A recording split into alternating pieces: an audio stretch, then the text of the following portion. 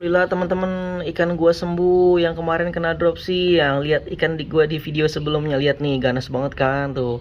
Ya, ini sebelumnya parah banget nih teman-teman, dropsy kembung udah kayak mau pecah badannya. Tapi alhamdulillah teman-teman sembuh nih, sembuh ya, semoga bisa sembuh total dan bisa lanjutin ke kontes ya. Oke, yang mau tips tentang cara penyembuhan dropsy, simak video ini sampai berakhir. Warahmatullahi wabarakatuh teman-teman. Ya, hari ini kita mau ngebahas tentang ikan gua yang alhamdulillah teman-teman, dengan terapi yang alhamdulillah sih ya, mungkin karena rezeki ya, masih rezeki ya. Ini ikan gua yang kena dropsy teman-teman, sembuh teman-teman, beneran. Ini pertama kalinya gua terapi ikan gua yang dropsy dan sembuh ya. Jadi ini karena dropsy itu penyakit yang cukup mengerikan ya. Mungkin kita bahas sedikit apa sih penyakit dropsy ya.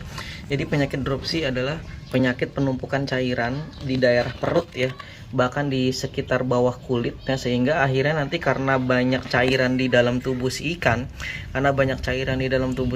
maka akhirnya si ikannya jadi sisik-sisiknya terangkat seperti nanas. Makanya orang sering sebut dengan sisik nanas. Nah, dropsy itu kalau ditanya menular apa enggak, jadi dropsy itu ada yang menular, ada yang tidak teman-teman, tergantung penyebabnya gitu. Jadi kalau penyebabnya itu karena infeksi bakteri, jamur, virus ya akan menular pastinya ya, makanya harus dikarantina. Dan kalau seandainya dropsy itu tidak menular, kalau dropsy itu menular, kalau seandainya dropsy itu diakibatkan oleh tadi yang saya sebutin tadi gitu. Tapi kalau dropsy itu tidak diakibatkan oleh hal-hal yang tersebut tadi, maka dia tidak akan menular gitu. Mungkin karena bermasalah di ginjalnya atau yang lainnya. Tapi amannya sih, ikan yang udah kena dropsy itu harus kita amankan gitu. Jadi jangan sampai ikan yang dropsy itu kita gabung dengan ikan yang lain. Kalau perlu saringannya, airnya jangan ada cipratan air. Pokoknya bener-bener harus steril. Nah, ini teman-teman, ini ikan gue yang kemarin dropsy. Mungkin di video sebelumnya teman-teman udah lihat ya. Nanti mungkin gue kasih lihat. Nah, ini dia ikannya. Nah, ikan gue yang dropsy ini, jadi gue udah pasrah kemarin ya, kan. Ya Allah, nih ikan mau dikontesin kagak jadi ya, gara-gara kena dropsy ya. Gue udah pasrah kemarin. Dan yang gue lakukan kemarin adalah, teman-teman mungkin kalau mau dicoba ya, gue kemarin terapi dengan cara airnya agak gue kurangin dikit teman-teman. Airnya agak gue kurangin dikit, terus gue kasih garam teman-teman. Nah, kebetulan gue pakai garam khusus yang memang biasanya dipakai buat terapi dropsy sama gelembung renang ya, sakit gelembung renang ya. Nah, gue pakai ini biasanya Epsom salt, garam Epsom ya.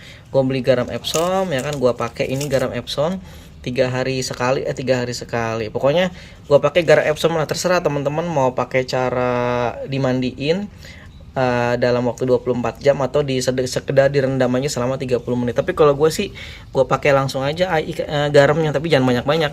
Gue taruh di sini di airnya dia ya, supaya untuk mengurangi jumlah air yang masuk ke dalam tubuh ikan. Nah, kapan-kapan kita akan bahas ya.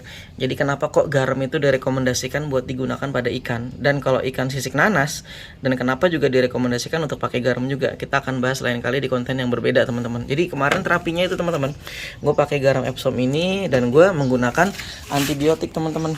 Nah, kebetulan kan tadi seperti gue bilang, kalau penyebabnya itu karena bakteri, jamur, atau virus ya, atau parasit lainnya, berarti kita harus menggunakan pembunuh jamur atau pembunuh bakteri atau pembunuh yang lainnya. Pokoknya intinya kita harus menggunakan pembunuh parasit. Nah, ini gue bukannya gue ngiklanin ini ya, tapi ini yang gue pakai kebetulan. Nah, ini kalau dari gue nggak tahu kandungannya apa, tapi kalau dari gue cium sih isinya ini antibiotik sih kemungkinan gitu, antibiotik dan juga lain sebagainya. Pokoknya gue pakai ini beberapa tetes, gue pakai sesuai air yang gue pakai kemarin.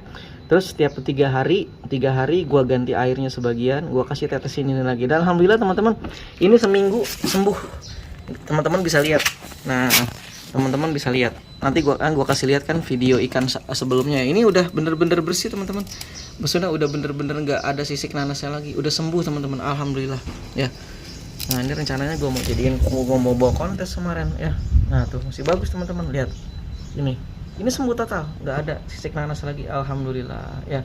Ini pertama kali gue punya ikan sisik nanas terus gue bisa sembuhin, ini pertama kalinya ya. Ya, oke, jadi gitu teman-teman. Nah, mungkin tips dari gue, mungkin masih ada harapan. Yang pasti ketika ikan kita sisik nanas teman-teman, jangan telat bertindak. Nah, kalau telat bertindak repot gitu, jangan sampai kita telat bertindak. Segera ambil tindakan cepat, di karantina ya kan, terus dipindahin, terus dikasih air yang bersih. Kalau memang teman-teman pengen menggunakan air yang sebersih mungkin, misalnya pakai air galon tuh lebih bagus. Nah, segera kasih garam. Nah, mungkin rekomendasi dari gua adalah garam Epsom 1. Yang kedua ini pakai ini ya. Pakai ini yang memang mungkin ini sudah diuji ya, karena kan ada ini bermerek ya, merek Koka ya, mungkin bisa dipakai gitu ya. Alhamdulillah ini sudah terbukti gue coba dan ikan gue selamat gitu ya, semoga seterusnya selamat ya.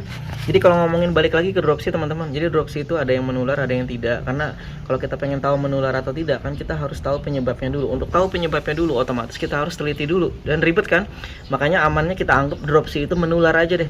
Kita anggap dropsy itu menular ya kan, kalau penyebabnya memang bakteri, jamur dan seterusnya. Jadi makanya kita amankan, kita jauhkan dari ikan-ikan lain dan kita kasih terapi dan kita gunakan antibiotik gitu. Karena kalau seandainya penyebabnya itu bakteri, berarti ya dengan pemberian antibiotik akan aman. Nah, ini buktinya aman kan?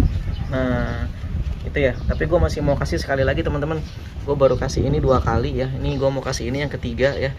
Karena namanya antibiotik kan. Kalau kita menggunakan antibiotik itu kan harus ada dosis tertentu ya, biar jangan sampai nanti kalau kita nggak kasih lagi nanti malah bakterinya, malah bakteri yang resisten malah berkembang dan akhirnya malah jadi penyakit lanjutan nanti, penyakitnya malah makin parah nanti. Oke, jadi gitu teman-teman ya, tips buat yang punya ikan sakit dropsy mungkin bisa jadi pilihan dan bisa jadi alternatif.